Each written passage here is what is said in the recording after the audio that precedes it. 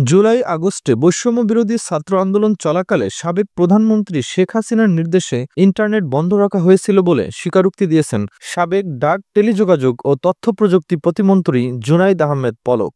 জিজ্ঞাসাবাদে পলক স্বীকার করেন যে ভবনে আগুন লাগার কারণে ইন্টারনেট বন্ধ হয়নি, শেখ হাসিনার নির্দেশে ইন্টারনেট বন্ধ রাখা হয়েছিল। বুধবার 18 নভেম্বর ট্রাইব্যুনালের তদন্ত সংস্থায় জিজ্ঞাসাবাদে এ স্বীকারোক্তি দিয়েছেন পলক। বৃহস্পতিবার 19 November chief prosecutor Mohammad Tajul Islam বিষয়টি সাংবাদিকদের জানিয়েছেন।